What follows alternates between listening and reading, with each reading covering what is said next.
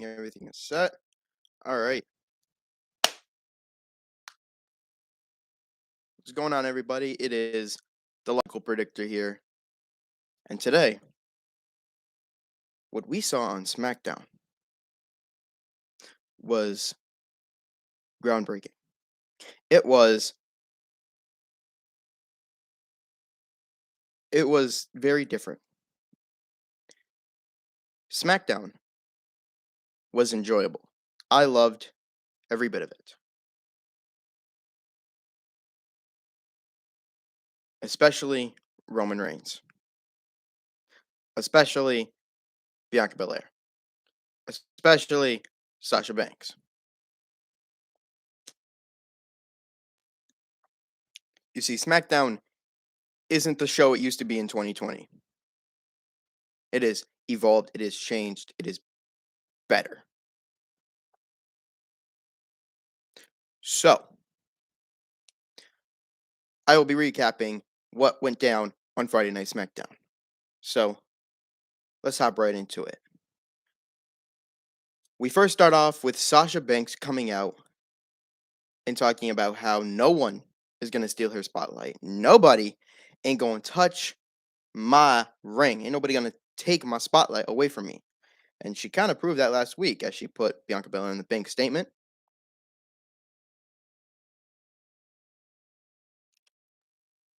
As, of course, I was on vacation last week. So this week is very different. But I watched it. I couldn't make a Talking Logic podcast of it. I would have been happy to say Sasha Banks returned. Would have been proud of that. But I didn't get to. But I am following through with the whole, story. And Bianca Belair and Sasha Banks will be happening at SummerSlam. It is official. And what surprises me is the things I've said. I've said many times that I think now, since, Liv Morgan, of course, maybe she should be the one to face Bianca Belair for the championship. But with Bayley being out, who better than Sasha Banks to step up to the plate and take on the SmackDown Women's Champion, Sasha Banks, we haven't seen her since a backstage interview on an episode of SmackDown. That's it. And come SummerSlam, Banks could become the new SmackDown Women's Champion. So I don't know what could happen. I just think that Banks could be looking to get ready. And then Zelina Vega interrupted both women because Zelina Vega just wants that title match, which she did get on SmackDown. But Sasha and Bianca will have their match at SummerSlam. So I don't know what to see. I don't know what to. I don't know what's gonna go down, but it better be something good. That match is gonna be a rematch for WrestleMania. It's kind of like Brock Lesnar and The Undertaker. You know how they had their match at WrestleMania 30, and then SummerSlam came around, but there was no title on the line. At WrestleMania, there was a title on the line versus The Undertaker streak. So if it's like that, then I'm gonna predict it the way I think it would go down. So at WrestleMania, Brock Lesnar defeated The Undertaker's streak. We'll pose The Undertaker as of course, Sasha Banks, who became the champion, and Undertaker, Brock Lesnar and Bianca. So Brock Lesnar defeated The Undertaker to beat his streak. Bianca Belair defeated Sasha to win the title. So if this is a SummerSlam rematch for the title, Sasha Banks could be walking out the new SmackDown Women's Champion because of The Undertaker losing his streak. He comes back and he wants the revenge, and he gets it. So it could be. I don't want there to be any botch or any stupidness at the end. Bianca Belair could retain, but Obviously, they're going down a different route for the Raw Women's Championship opposed to the SmackDown Women's Championship. So Rhea Ripley and Bianca were on the same wavelength of winning before it all got twisted up and mixed up. Money in the Bank. So Bianca Belair defended her title. She didn't have to defend that Money in the Bank, and Rhea Ripley did, but lost it to Flair. So now we're on a different path. Therefore, I have to predict very differently, and I'm going with Bianca Belair. More than what the Raw Women's Championship is about. The story for the Raw Women's Championship is basically, literally, like about, I guess, diversity and defeating, being different. Which I am all for. I've been vocal about that. But anyway, this is SmackDown. Let's keep going. Jey Uso defeated Dominic Mysterio after Mysterio, why, Dominic? Why ask for this match? You guys just got your tag team title match. You want to ruin it? How many of you guys think that Dominic is going to turn on his father? Uh, I can see it. Ray being so demanding, asking so much for Dominic, and Dominic just, the pressure and all the, that it's just on him so much. So I don't know how it will go for the Mysterios. Maybe Dominic could turn on his father, but I don't know if that's what the people want to see. I don't think the people want to see Ray and his son fight. But there's been kind of speculation about it. So a lot of people have been saying they want to see it. So if you guys are down to see that, that's all. That's cool. It just has to start with Ray being demanding, I guess, asking a lot from Dominic. Of course, he's a young, talented wrestler. You know what I mean? So I don't know. I know that they're gonna have their tag team title match at SummerSlam, and it's gonna be pretty freaking awesome. And I think the Usos will retain. I think my mom will go for them too, if I tell her one little important detail. Remember how, um, remember how people will usually WWE will usually give the person a win on like a special occasion, right? Well, and that same thing can be used at the same thing can be said with what happened at Hell in a Cell. Remember when Cesaro went up against Seth Rollins? Yeah, and remember what day it was? It was Father's Day. Well, Seth Rollins is a father. Cesaro isn't. Seth Rollins picked up the victory, even though I wanted Cesaro to win. Well, WWE, if you're going to make Rollins win because it was Father's Day, well then the Usos are gonna win because it's their fucking birthday. Yeah, it's their fucking birthday. And what, what a way to come! And it's my mom's birthday too. So on the 21st. So on August 21st, the Usos' birthday, the day that they were born, the day my mom was born, they're going to retain the tag team titles at SummerSlam. The Usos are not going to lose those tag team titles. If WWE really, really does what is not supposed to logically happen and give the titles back to the Mysterios, then what was the point of taking the fucking titles off of them in the first place? Not to also mind you that the Usos are now getting, Jay has gotten a big push in 2020. Won the Andre Giant Memorial Battle Royal. Jimmy coming back and now being a part of that. So the Usos aren't fucking losing. And they're winning because one, they're part of the bloodline, and their cousin's gonna always gonna make sure that they're, great, and he's gonna give them the bullshit if they lose. And two, it's their fucking birthday. And why would you want to lose the title on your birthday? Why would you want to lose any title on your birthday? That's like a present, You retaining the tag team titles on your birthday, that's a present in my eyes, you know? So, without a doubt, the Usos are retaining at SummerSlam. I want everybody to understand that. Okay? Just like how WWE made Seth Rollins win because it was Father's Day, they're going to do the same thing here because it's their goddamn birthday. And because they're part of the bloodline. And because their cousin will get them another opportunity because he's the tribal chief, the head of the table on SmackDown. I don't even have a tie, but you understand what I'm trying to do. if you are a Rey Mysterio fan, which I am also, I have a friend who is also a Rey Mysterio fan, then great, good. You love him. I love the action in the ring. I love the man. But the Usos are fucking winning regardless of how you look at it. I hope my mom goes go with the prediction because that will be a nice topic to talk about. We then got King Nakamura versus Apollo Crews. And it ended in a DQ. Wow, that kind of rhymed and I didn't expect it to rhyme, but falling through here, you know. This was a championship contenders match, and I knew that this is what they were going to go for. Of course, we got to unfortunately talk about Cesaro taking the big, momentum away from his chances of getting to Apollo Crews' title. Yep. Unfortunately, Cesaro's push was only going to last just a little bit. But hey, it was fun.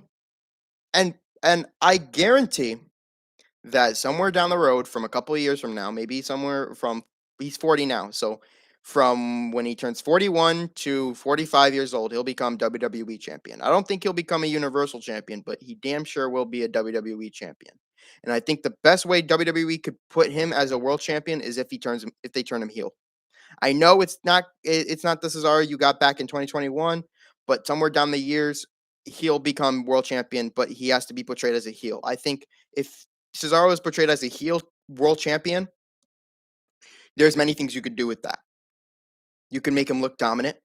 You could also have him take some promo classes, work on his, language a little bit. Maybe take some of the, I know he's from Switzerland and he can speak 5 languages and that's what costs him. But I really think like maybe, um, that would be best. And of course, as a face, you don't really give people like him a chance. All right. It's about, trust. Do you trust him to do this? If you can't trust him, then fucking how is he supposed to trust you? Anyway, Nakamura picked up the victory last week after pinning Apollo Crews in their 6-man tag team match with Big E and Cesaro. So Nakamura took on Apollo here. And one little thing I want to point out here. I put a video down in the link description below. And it was hot takes for NXT is dying. It was for Pamela Productions. One of the hot takes was that the IC Championship, Apollo Crews is, it's not so good. His run as champion is not so good. And as much as that is a hot take, yeah, it is true. I agree with Pamela Productions on this one. I agree with, whoever said Apollo Crews isn't really doing well. He's kind of low in this sense. And if you were to count up his opponents, you would see that Big E has been his foe. His arch enemy is literally Big E because he's faced him so many fucking times. So Apollo Crews just with the title, like at the start, it was fucking great, but now it's just complete shit. It is. But with the Commander of Z at his side, he's gonna probably retain until he loses it to somebody. And who should beat Apollo Crews? Well, if anybody, they're gonna do champion versus king. This would actually be a great feud, especially for the Intercontinental Championship. I think Nakamura is already king. Apollo Crews is champion. You take the championship away from Crews. He has nothing other than his heritage. You put the title on King Nakamura. He'll have great matches, but there's a chance that he might lose due to a distraction from Boogs. Or Boogs will always distract the champion and try to, that's where it's at. But I think that Nakamura's already king. He already got his little gimmick going. I think it's pretty cool. Apollo Crews will probably retain the title at SummerSlam. It's pretty likely. But it's what my mom goes with. It's what my mom's going for. Because it's her birthday and she gets to make the predictions. So Nakamura did defeat Apollo Crews during his qualification. It was a championship contenders match, meaning that though it ended disqualification, I would count that as a victory for Nakamura. And I guess he's getting a title match I guess he'll probably get a title match somewhere down the road. He'll get a title match at SummerSlam. Or if they don't put it at SummerSlam, they'll do it on SmackDown. Because they have nothing for him right now. No other opponents. You have Nakamura. Hell, you already faced Kevin Owens. Don't know where the hell Sami Zayn is. You already had, you could do Cesaro. and make him an Intercontinental Champion, because that's what I think should happen. He should be Intercontinental Champion. I think I've always been vocal about this. I've said this before. Cesaro should be Intercontinental Champion. Cesaro should have been Intercontinental Champion the fucking minute that he got into a feud with The Miz back on Raw.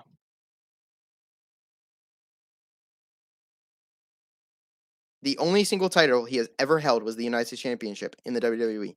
And he has been a part of the WWE since 2012. Around SummerSlam 2012. To where I didn't get into fucking wrestling until Survivor Series of 2012.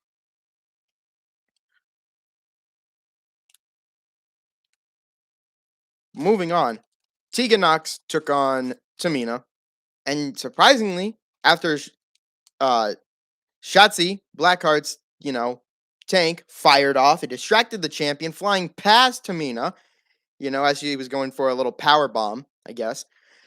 Almost went over to Pat McAfee. Almost hit him in the face, though.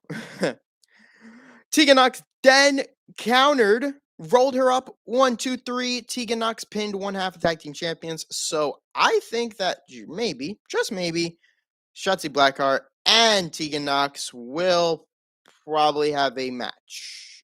Or Tegan Nox, Shotzi and Tegan will take on Tamina, and when Natalya heals up, full hope for recovery. Thoughts and prayers to you, Natalya. Hope you recover. Come back full recovery. There could be a tag team title match. Now, Tamina could just defend the tag team titles herself. That'd be a risky move for WWE. 2-on-1 handicap match for the Women's Tag Team Championship. That'd really be risky. But again, we just need time. Time will tell. Only time will tell. Edge challenged Seth Rollins to a SummerSlam showdown, believe it or not, calling Rollins Edgeley.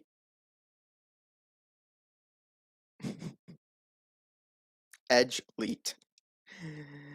It pissed off Rollins so much. Obviously, Edge got into the psychological head of Rollins, telling him that the only reason, he's this way is because he's fucking, he wants to stay young, And if you guys haven't watched a video of Pamela Productions, I suggest you go check out his channel. He made a whole breakdown of what happened with Seth Rollins, like the drip theory and how Seth Rollins became this whole Monday Night Messiah and this fucking drip god.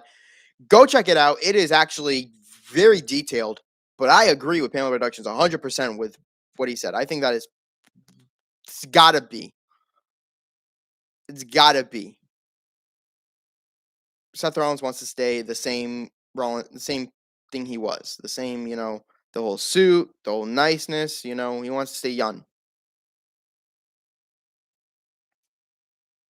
He wants to be what he lost back in 2014, I think. 2015. Yeah. I think 2015 it was. He had a match with Kane in a WWE live event, and he went for a suplex to put Kane through a table, but his leg gave out. So, yeah. Rollins still wants to be that way.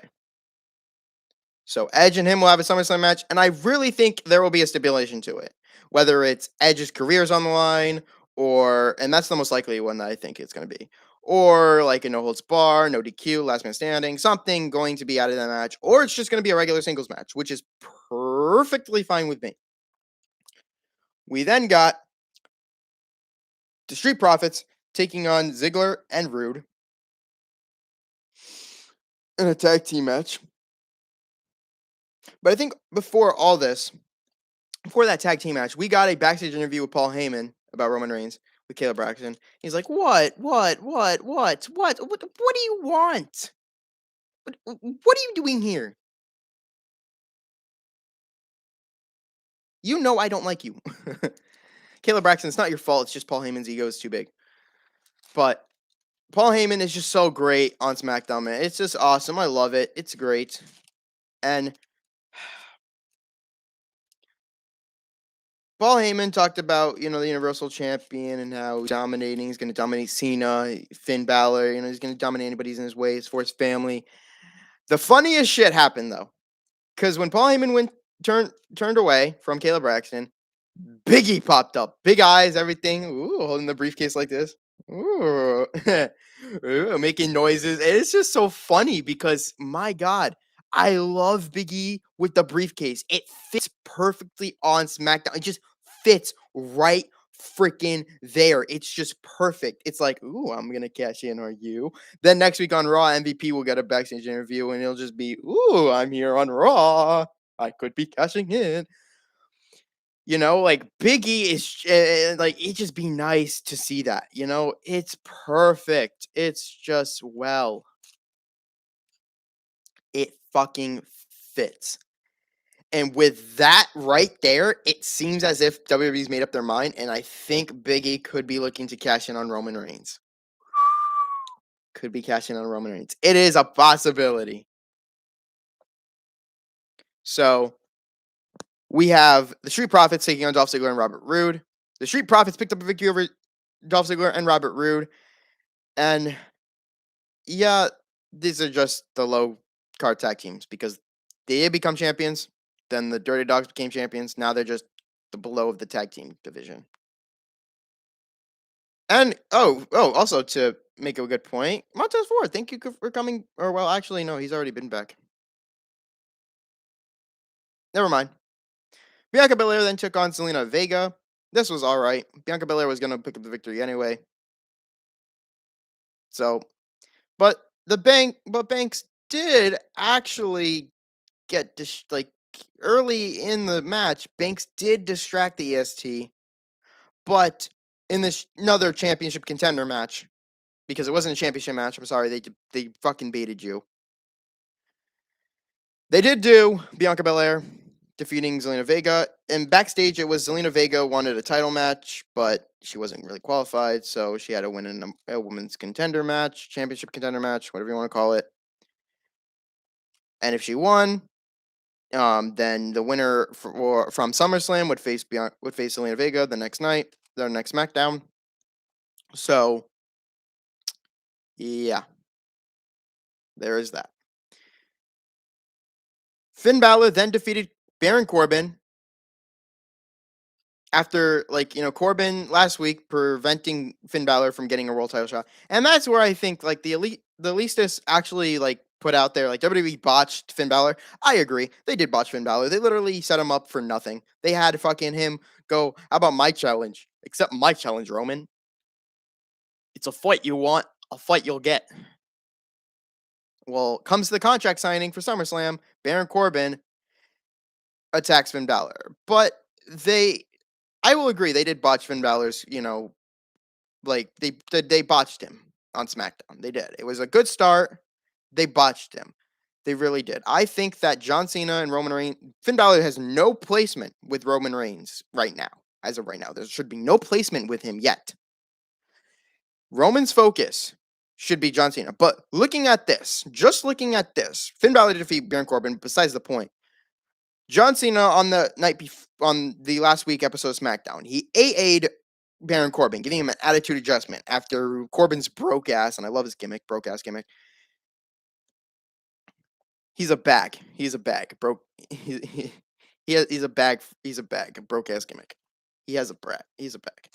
Anyway, Baron Corbin got attitude adjustment, and that's what he needed. You know what? It made perfect sense. So with him coming out and attacking Finn Balor, he's broke as fuck, and then he goes attack Finn Balor just to not give him a world title opportunity. That is a big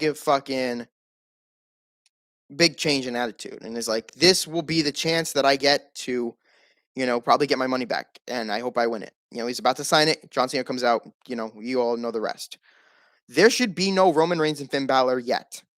But this is WWE's plan in storytelling. And WWE, if you think I haven't caught on, I'm the fucking logical predictor. Before I used to go soft and think oh, it's going to be all right. Nah, I'm back to fucking business. I'm like Bobby Lashley now. It's back to getting down to the real predictions. Let me tell you something. Remember how it was tough about the Usos? They're going to win. They're not going to lose the fucking tag team titles. Well, this is what you're doing with Roman right now. You got Finn Balor with Roman Reigns right now. I swear to you, this better not be a triple threat match. I don't want to see Finn Balor versus John Cena versus Roman Reigns for the Universal title. No. I'd rather see Finn Balor and Roman Reigns at their own pay-per-view, at another pay-per-view, one-on-one together. That's it. But this is what WWE does. They did it. They literally fucking did it with Mr. fucking Cesaro. Okay? They literally did it with Cesaro. And they're doing it here with Finn Balor. What did they do with Cesaro? Well, they made Cesaro get the opportunity with Roman Reigns, right? But where was the focus? The main focus was Roman and Jimmy Uso. That right there, it tells you that Roman Reigns was going to defeat Cesaro. As where the focus point was on Roman and Jimmy the whole fucking time during that feud. Meaning that Roman looked at Mr. fucking Cesaro as an easy pickoff. The same thing is happening here, but it's with Finn Balor and John Cena. John Cena is the pickoff guy, meaning that Roman Reigns knows he's going to defeat John Cena. So why waste any time with Cena if he's going to defeat him at SummerSlam? He might as well move on to the next opponent, that being Finn Balor. If that is correct, if my theory is correct, John Cena loses at SummerSlam, Roman faces Finn Balor, looking at him as a bigger threat, a person who deserves an opportunity. Then we'll move on to another person who's big. Literally what they are doing. So Roman's going to beat Cena at fucking SummerSlam, which makes sense because one, Cena needs to go back to doing movies. He's going to get a big crowd reaction. It's going to be a big fucking fight feel match. Roman is going to defeat Cena so bad. But I just love the Cena and Roman feud right now. But if this is what it is, then that means that the focus point is Roman and Balor. The match at SummerSlam is Roman beating Cena. The same thing with Cesaro and Jimmy. Roman and Jimmy were the focus point. Roman beating Cesaro at Backlash was going to happen. That is WWE booking Roman Reigns. That is literally how the story goes. He knows he's confident, you know, back of his head, he's going to feed him. But Roman needs to keep in the back of his head the Money in the Bank winner, Big E. So, with that being said, Roman Reigns will retain against John Cena, and then he will move on to Finn Balor. Finn Balor has been an NXT champion. He's been one-time Universal Champion, and that is something I want to keep in mind. WWE should not use that, oh, I was the first Universal Champion ever shit, because look how that turned out way back when. They did that with him and Brock Lesnar, and they ruined him. Ruined Balor because of that. Ruined him. Because they tied his, I want to win back the title I never lost, by defeating Brock Lesnar, and then eats the pin. 1, 2, 3, tied that whole story in for what? And it's because, at the time, they had nothing for Finn Balor. And I'd imagine that if Finn Balor did not get injured, he kept his title. He'd start a feud with Seth Rollins. Seth Rollins would be a heel automatically. And then come maybe, say, I don't know, come at a certain point, he would lose to Kevin Owens. Kevin Owens would take the title from him because WWE had nothing for him. One big feud with Seth Rollins, and that's it.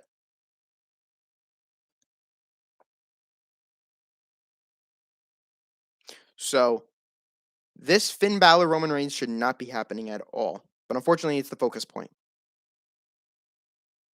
So, meaning that, since this is the focus point, this is the future narrative, Finn Balor versus Roman Reigns at the next pay-per-view, or the next fucking SmackDown, or next week on SmackDown, or whatever the case may fucking be, John Cena is losing to Roman Reigns at SummerSlam. If you're a John Cena fan, I was a John Cena fan. When I came into the WWE originally, boom, I was like, who's the top guy? He's like, and one person got me into it was my mom's boss before when she used to work at, when she used to work. Her boss was like into wrestling, and that's who got me into wrestling. And he he liked many superstars, but I asked who was the biggest guy and like who was the top guy in WWE, and he told me John Cena, and I was like, John Cena, okay, well you're my new favorite now. And then I didn't fall in love with Triple H until 2013. Like once Triple H came back and started beating up Brock Lesnar, and I saw that badassery. Oh my god, I got like the fight feel of it. I loved it. I love Triple H from that point on, moving forward. You know, and his whole authority shit, like that wasn't really good, but still, I loved the character. Worked, especially with him and Daniel Bryan. Loved it. Great. It fit perfectly. After after Finn Balor defeated Corbin, Roman and the Usos literally beat up Finn Balor. It's just gonna happen. It was just gonna fucking happen. It was just going to happen. Because that's the focus point. Roman and Balor. Cena loses at SummerSlam. But that was all of SmackDown. 2 matches been added. Belair, Banks 2 set for SummerSlam, and Edge and Rollins in a highly personal feud from 7 years in the making. I don't even think it was 7 years in the making. It was literally that's okay, so that's the feud. So Rollins almost ended Edge's career by putting his foot on his neck and ending his career. So if you want to make the 7 years in the making worth it, you might as well put Edge's career on the line. That'll be worth it. But now we're going to talk about some sad news, which is Bobby Eaton passed away. Passed away this week, and thoughts and prayers to him. I'm very sorry that this news came about. A lot of people honored Bobby Eaton, William Regal, I think Drew McIntyre. A lot of people. Very sad day. I don't know him as much. I didn't know the old wrestlers back then, but he seemed like a pretty good guy. And I respect that. I do.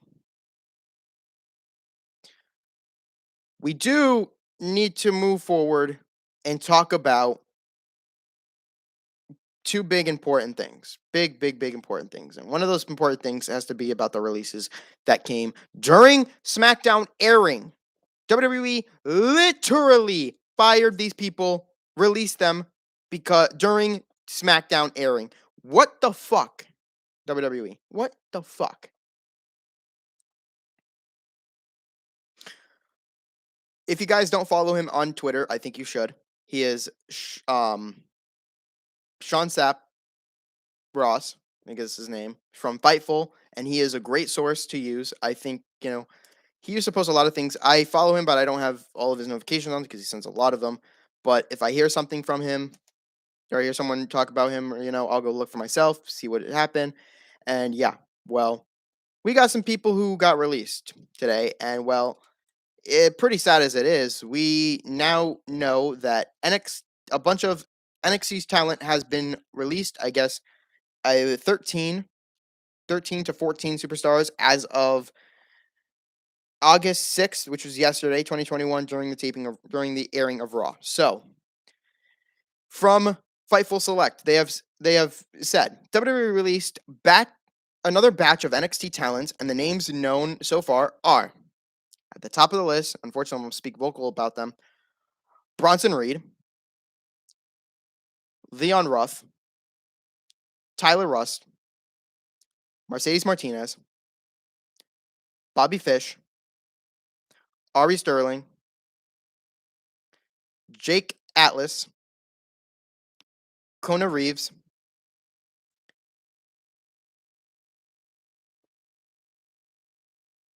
Giant Zingier, Ash Hale, Zekira Smith, Stephon Smith, and newly added Desmond Troy. All of those NXT talents got released today. Bronson Reed had a big comment on Twitter, and he wrote that just got released from WWE. This monster is on the loose, and he also added to it like He doesn't know what in comments and big letters, like what would be next for him. He also tagged in AEW, Impact, New Japan Wrestling, and Ring of Honor. Two big names, may I add, two big names that have been two big names added here, and that is Bronson Reed and Bobby Fish. Surprising as it is, Bronson Reed had what I would consider a good run in the NXT, and he was about to get a call up. He had even dark matches. He had one on main event, and he had one, after um, I think on SmackDown, dark match after SmackDown, on SmackDown. So I don't know, but here's what I got from him. It was Bronson Reed being part of the NXT Breakout Tournament. He then gets pushed to be this big, monster-like character.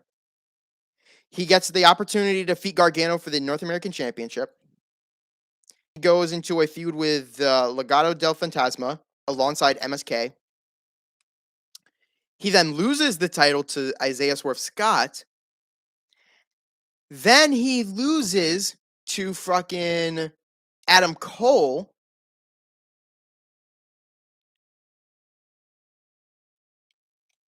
And then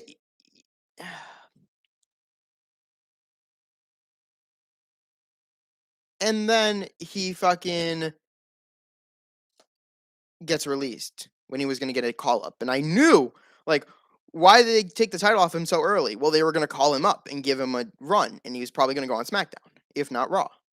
But nope, they got rid of him like that, which is sad. Leon Ruff, too. The last Leon Ruff was in was with a feud with Isaiah Swerve Scott, and he got pummeled by Top Dollar. Mercedes Martinez's last match was with, I think it was a mixed tag team match. If that's the case, yeah, it was a mixed tag team match. It was with Jake Atlas, Xia Li, and Xia Li hit her with a back spinning arm fucking move. So she whipped so hard. Mercedes Martinez got knocked out. She was unconscious. So releasing her, I don't know, but yeah, that's another thing. That's her last match. Jake Atlas' last match was that match alone too. Tyler Ruff was actually a part of Diamond Mine, so I don't know what the hell that's gonna be like next week. Bobby Fish. I want to explain Bobby Fish for a minute. He's been a part of, Undisputed Era. He's also a tag team champion. Bobby Fish did get injured, and that kind of costed him in the long run, especially that whole absence from NXT, not being able to compete. But if you look at his body, Bobby Fish is not fit. He's not fit. Before I think he used to have a pack. And then he just got flub. He just ate a lot. He had flub, and he's trying to get back into his shape, and that's great. That's great for him to get back into shape, but that flub kind of messed him up. I think that whole little injury kind of messed him up and costed him in the long run. Ari Sterling was actually on 205 Live, and yeah, I didn't really much about the other superstars. I wasn't really a fan. I didn't watch most of them, but the other ones, the top two ones that surprised me was Bronson Reed and Bobby Fish. And I actually counted up everyone, because I have 2K20, if you guys didn't know. WWE, suckiest game ever. I fucking added up all of the released superstars as of, everyone that has been released, not from just 2020 or 2021, but I added up all of the releases, and this now adds to Bobby Fish, who was actually in WWE 2K20, being released. And I counted 50 superstars. 50 superstars, including Daniel Bryan and Kairi Sane, whose contract expired. I want to make that very clear. Their contracts expired. They didn't get released. They expired. They took Kairi Sane off the show after the match with, the match where Asuka and lost the title to Banks via countout. They took Daniel Bryan off the show after banning him with Roman Reigns. So their contracts expired. Andrade and Buddy Murphy got released. Aleister Black Though Aleister Black's contract was up, it was another one that was expired. In a sense, he got released, and I will count that as a release. So 50 stars, though, 50 stars, 50 stars, with two of them having their contracts, you know, expired. Aleister Black's contract didn't expire. It didn't. Zelina Vega was originally on that list. I took her off because she re-signed with WWE. But yeah, and there's probably going to be more talent removed. So that is all of them. But Bronson Reed, man, Bronson Reed, Bobby Fish are the two big names that I got there so far. It was super big to hear. There's another video that's down in the description below. Hope you guys go check it out. It is Watch Culture talking about Adam Cole's new deal and his future. Palin Productions actually made a video on that with Adam Cole's future in AEW, and it's really a flip, it's really like a really debatable question. I got to talk about this. So Adam Cole, his contract expired in July. It's August now. He's working with the company for a little bit right now until they figure out what he wants to do. Adam Cole, unfortunately, looking at how he is built, his height, his weight, he does not fit among the list of the people on Raw or NXT. Or not NXT, SmackDown. He doesn't look like a main event guy. He does not, unfortunately. So to sum up Adam Cole here, what his future holds, kind of, before we move on to the, as we'll tie in with the whole thing. So Adam Cole just really isn't, how he's built, his height and his weight, it really puts him at kind of it's like a mixed reaction kind of. Like it really kind of puts him in a position where it's just it could go this way, it could go that way. The fans might not like it, the fans might just like it.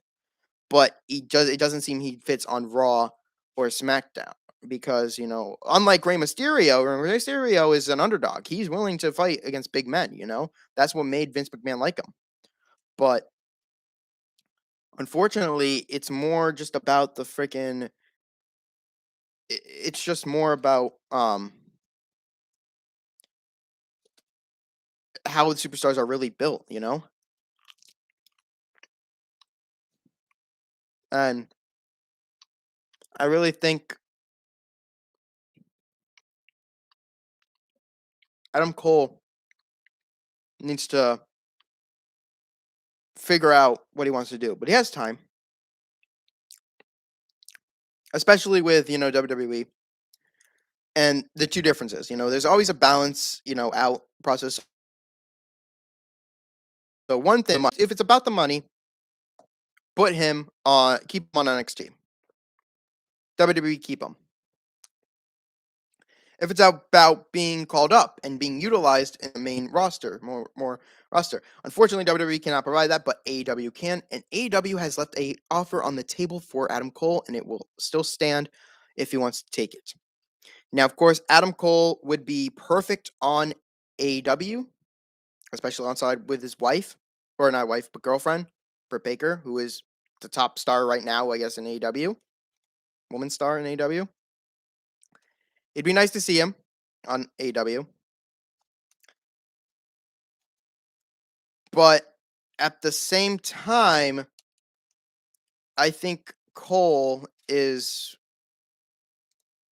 I feel like NXT is the place where Adam Cole should stay. I know it sounds very weird. And, obviously when it comes to big guys, they have to elevate their, talent. But I really think that Adam Cole should stay on NXT. And they should make him this badass person, kind of like Samoa Joe. Samoa Joe's been around in NXT for a long time, And they should make him a badass. And here's how I think that this would work. WWE should plan it out this way, and WWE will help you make the decision very easy for you.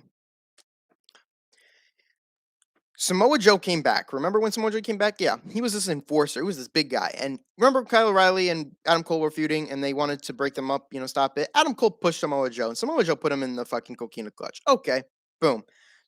Adam Cole has had a hatred of Samoa Joe since then. Here's where I think this narrative goes. Samoa Joe wants to get revenge on Karrion Cross for putting his hands on Regal, disrespecting the brand. He doesn't fit to be champion. William Regal wants to fire him, but William Regal gave Samoa Joe the authority to have a match with Karrion Cross. When that happens, I think that Samoa Joe should win at NXT.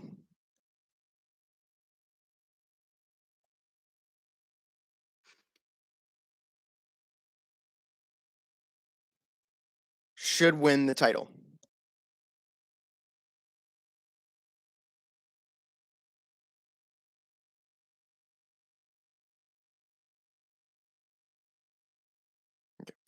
I really think that Samoa Joe should win the title and then have Adam Cole feud with Samoa Joe for the championship.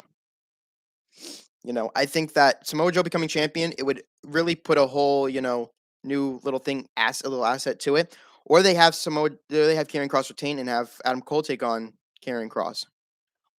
I still think that Samoa Joe should win the title and feud with Adam Cole and have the best versus the best back then versus the best now. Essentially, kind of like Karrion Cross. Karrion Cross is great. But Adam Cole has been around too, baby. And I really think the great now versus the great then. I think that'd be a great match. Everything great. So Adam Cole, I really think Adam Cole should re-sign with, NXT. And I know he probably wants to be called up. Like, I understand, like, that would be a great thing to get called up to the main roster. I think personally he'd fit perfectly on Raw. I don't know why, but I think Raw would be a great place for him. I really do.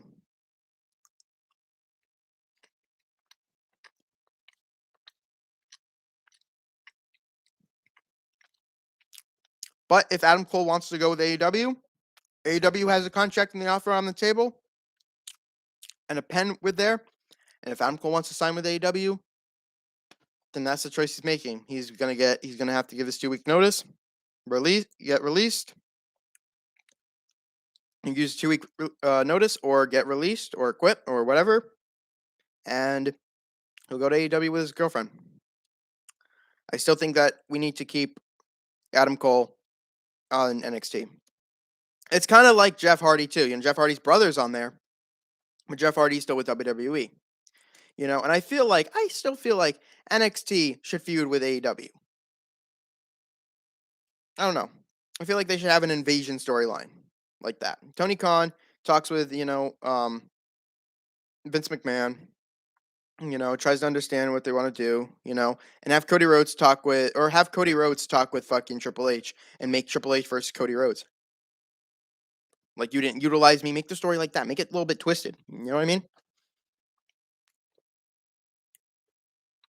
Yeah, but after these releases, I can kind of see how NXT is kind of dying. I now understand. But yeah, I still think that Adam Cole would be more likely to stay with WWE. I think it's more likely for him to stay with WWE, especially if they're going to set up Samoa Joe and him against each other. That's my viewpoint for Adam Cole. I think Adam Cole should stay with NXT, build him up to be this, badass fucking wrestler. So when if Samoa Joe wins the NXT championship, he will face Adam Cole right there. But yeah. Moving forward, let's get to it. Moving forward, Roman Reigns needs to fucking focus more on John Cena than Finn Balor. Of course, even though Roman wants Finn Balor because John Cena does not deserve the match. But he already knows he's going to defeat Cena anyway, so there's no point in doing that, right? Yeah, of course. Also take into account and consideration that John Cena is going to also be coming back next week. And the fact he's going to lose at SummerSlam, he'll probably go back to doing movies. And when I tell my mom the match, she's gonna I don't know if she's gonna go John Cena, but she'll probably go Roman, just because Cena is like the Tom Brady in wrestling. Okay, he just is. You know, and also go check out fucking Suicide Squad. It's pretty good. I haven't seen it, but I do kind of want to see it. I heard it's a really good movie, so I don't know. I'll have to find out. I'll have to find out when I can go see it. Um, But yeah, that needs to happen. Finn Balor, I guess, continue with Roman. I don't know. I think Roman should stop feuding with you, and you should fucking go feud with Corbin because he cost you. But then Cena also cost Corbin, so like it's just a fucking whole. I guess I don't know what you're trying to tie in here, but like I still think Corbin should feud with Finn Balor to keep it fresh and new. Um, Mysterios keep feuding with the Usos. Usos continue feuding with the Mysterios. Bianca Belair, Banks keep going at it. Seth, Edge, add a little stipulation to it. Add a stipulation to your match. I think it'd be great. Maybe add Seth Rollins. You could literally call the shots here. He wanted the match. You gave him the match, but add a little twist to it. Make Edge put his career on the line. You had 7 years in the making. Put the career on the line. I think Edge should put his career on the line. You could, or have it be a stipulated match. Let another stipulation be about. Let it be no holds bar. Let it be last man standing. Let it be some big match. I'm perfectly fine with a singles match. But if we're gonna make this match worth watching, I think a career on the line would be fucking perfect for Edge. Put Edge's career on the line. Edge wins the match against Rollins, you know, because that makes sense. Makes sense for Edge to win after even having his neck be, stepped on by Rollins. Hell no. Edge needs to win. I don't know what will happen with Edge after SummerSlam, but yeah, that's likely going to happen. I think that's more destined to happen than anything else. You can also have, I guess, you can have Tamina defend the titles against Shotzi and Knox. Or next week, you could have Tamina take on Shotzi Blackheart. You know, she did distract Tamina, so that is something. So that could work. That could really work. Big E, keep taunting people with that briefcase, man. Keep taunting people with that briefcase. It is so funny with Big E, scaring Paul Heyman, and you're like, ooh, like am I gonna cash in or am I not? It's just like, it's just that funniness I love, with Big E, and just Big E holding a briefcase looks pretty fucking awesome. So Big E keeps taunting Paul Heyman, keeps scaring him. Apollo, do something. Really do something. Street Profits, I don't know. Ziggler, Rude, I don't know. Sasha Banks, I already did Sasha Banks. Never mind. Shinsuke, continue with the king role. And continue with being king, man. It's awesome to see that, it's awesome to see the king, what a style, out there. It's awesome. It's great. I love it. Keep doing your thing. Keep doing your thing. We did get actually a post for Raw next week was going to happen. I think we did. Yeah, we did. I'll tell you guys right now because I usually do that. I usually tell you what's going to happen on Raw because get something excited for. I don't know. Two things. So Bobby Lashley has something to say to Goldberg. Ooh. And Charlotte Flair responds to her loss to Nikki Ash. My fucking word.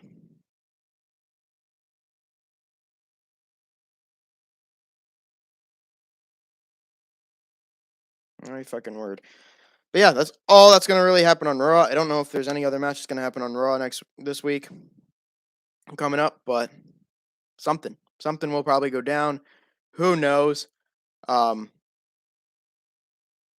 I love to see a lot of people on Raw, but those damn releases, man, especially Bronson Reed gonna get a call up, man. Oh my god, what the fuck, what the fuck, WWE? What the fuck? What in the fuck?